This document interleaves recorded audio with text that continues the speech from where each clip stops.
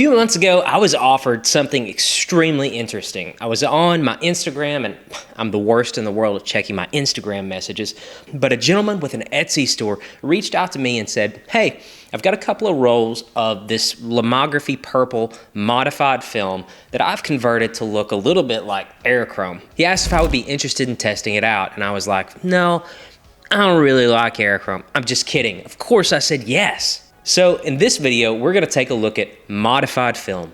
It's a film that you can purchase from an Etsy shop that is essentially converted Lomography Lomochrome purple, passed through a filter to look a little bit more like Aerochrome, shifting some of the purple to more of a red kind of look. But before we go too deep into this video, I think it's worth explaining a little bit what Aerochrome is to begin with. So follow me here. So basically, Kodak Aerochrome was a color infrared sensitive slide film, originally designed for aerial operations, including camouflage detection, forest survey, pollution monitoring, archaeology, and ice reconnaissance. Its infrared sensitivity was used to highlight buildings, objects, trees, water density, and people, especially those under camouflage. And as I'm going through this explanation, I'm showing you some of Richard Moss's exceptional war photography that he did with Aerochrome. Obviously, it has a very striking look. Film photographers these days just salivate over those wonderful reds and teals, that signature look of Aerochrome. But Aerochrome had high infrared sensitivity. Unfortunately, for film photographers everywhere, it was discontinued in 2010. So all of the examples of this film stock that you can find these days have already been shot. And if you're lucky enough to find a roll of it anywhere, you're probably going to pay a pretty penny for it. But ever since that time, it hasn't really been used for its original applications, right? We're not out there shooting military stuff with it. Most of us are using it for creative applications. So kind of left a vacuum, thus Lomography's Lomochrome purple. When they developed that film, I think they had a view towards Kodak Aerochrome to begin with. I think that was what they were going for with the look of that film stock. So I guess in a sense, it's natural that somebody would seek to modify Lomochrome purple to look more like Aerochrome. And just being honest, many of us on YouTube have been looking for an Aerochrome replacement for years.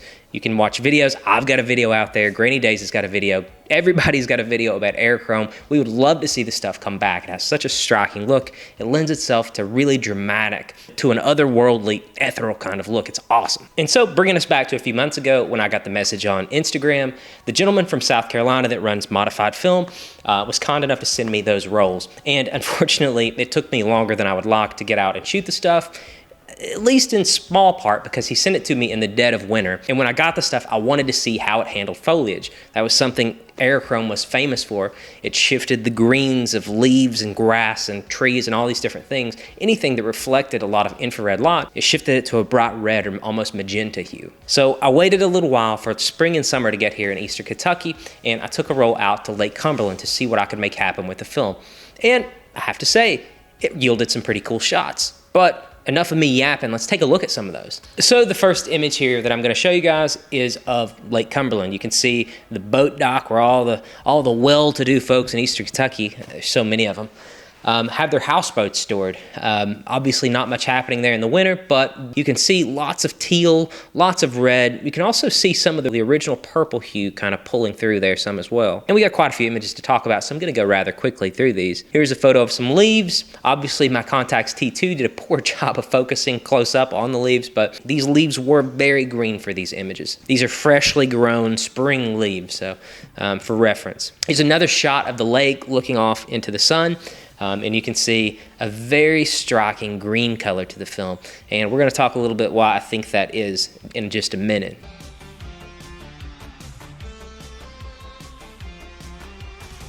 A different angle of the boat dock, you can kind of zoom in and see some of the many boats down there on Lake Cumberland, several of the houseboats right in front of us. Picture the flagpole here at Lake Cumberland's Lodge. Not as much of the green tint there, but this is a pristine blue sky, and you can see that it is kind of shifted a little bit to the green end of the spectrum. I really like this shot, and I feel like this one does probably the best at capturing that Aerochrome feel. You can see the leaves have really been shifted to the pink end of the spectrum, and also quite a bit of green as well.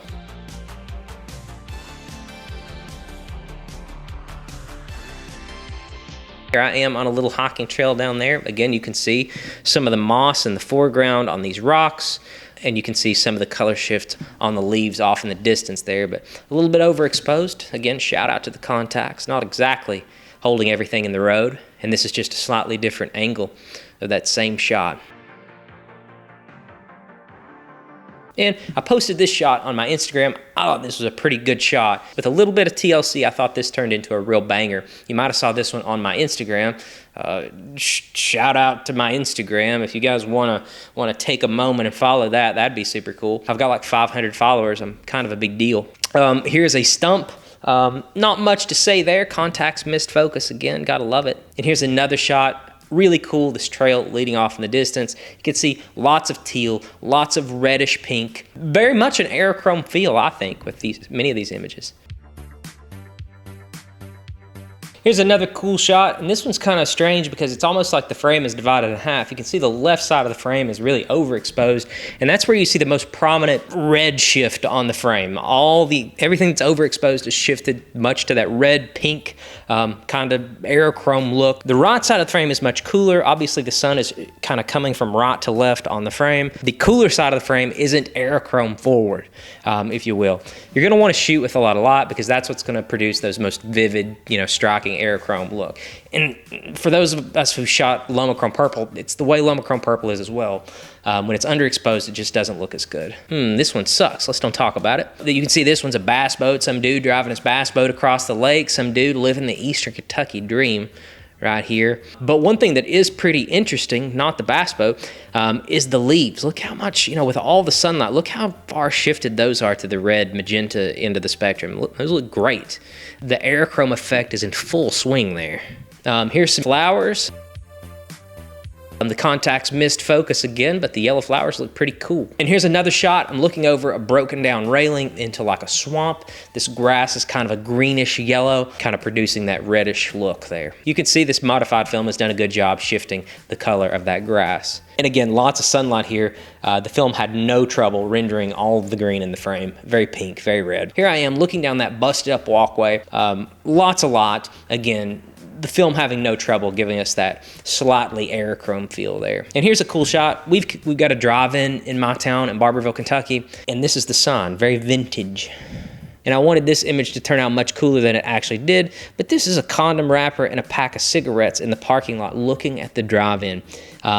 The idea was there. Unfortunately, I was shooting on the Contax T2. The close focus range isn't so good, and the camera struggles to focus on things close in the frame to begin with. So obviously this shot was going to be quite the challenge. But again, looking at the grass, looking at the sky, looking at the mountains over in the distance here, you can see the film has done a wonderful job giving us something closely resembling Aerochrome, sort of. There's the condom wrapper and the pack of cigarettes again. Somebody had a good night. Very good night. Here's these ducks. This is a very Aerochrome-y looking shot. That's a word, right? Aerochrome-y. We're going to go with it. The grass, again, very much shifted towards the red end of the spectrum.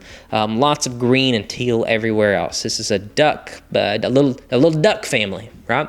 And that's all the images I got on my 36-shot roll of modified film Aerochrome. Pretty cool stuff. So what do we think about Modified's rendition of Kodak Aerochrome? It's the best Aerochrome that we have. There are weird ways to go about converting digital cameras, removing filters and putting filters in front of cameras and doing all this other stuff to yield, something resembling Aerochrome. You could get these images in Photoshop with a little bit of TLC, but that's not what we're here for on this channel. At least that's not what I'm here for on this channel.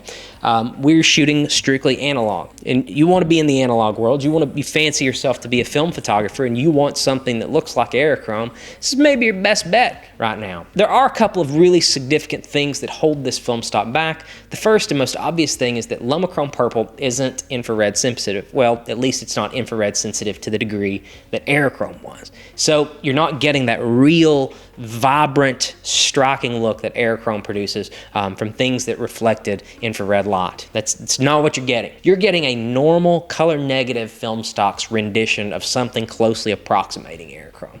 You're not getting that dot in the wool, the real infrared sensitivity. So something to be aware of. If you're going to shoot this film stock, that's just a compromise you're going to have to live with. It's never going to look exactly like Aerochrome. And for the most part, I think this film does a really good job getting the colors right, at least. And talking about the colors a little more, they aren't really as saturated. The results that I produced weren't all that saturated. You know, and in full disclosure, I boosted the saturation of my images some in Photoshop as well, just to further enhance that look. One of the reasons why the saturation value isn't so high with these images, this is a color negative film, and the original Aerochrome was a slide film. Slide films do a better job, at least in my mind, producing extremely vivid, extremely saturated colors with much higher contrast. So that's something to be aware of as well. They're achieving this look on a color negative film versus the original being a slide film. How do we think Modified achieved the look of this film? Well, I dropped my images into Photoshop and I told you I boosted the saturation values, but that's not all I've done. I dickered around a little bit and tried to see if I could figure out how they got to this result, how they got the Aerochrome look. And I can tell you this, with the green and magenta slider, every time I would shift it towards the magenta end of the spectrum, it would turn everything much more purple. So it makes me wonder if maybe that's got something to do with it, which leads me to believe at least that that's maybe the way they achieved this look. They exposed the film to a green light, which shifted the color palette more towards that end of the spectrum. And maybe that's also why that in some of these images that weren't exactly correct, the images, you know, the color profile wasn't exactly right, you could see quite a bit of excess green in the frame. I'm thinking that that may be the way that he got to this result. But, you know, I don't claim to know much about anything. If you guys think there's another way that he got there, or maybe he wants to chime in himself, by all means, let me know. Happy to hear it. But I think this modified film is a really cool, really fun alternative to going out and paying, I guess, $200 a roll or more at this point for authentic Aerochrome from 2010. It's in all likelihood as close as we're going to get to getting the original Kodak Aerochrome back. And if you want to get results that look something like that, this is probably your best bet these days. But if you want to know more about Kodak Aerochrome, take a look at this video I made where I talk quite a bit about the original Kodak Aerochrome. But as always, guys, thanks so much for watching.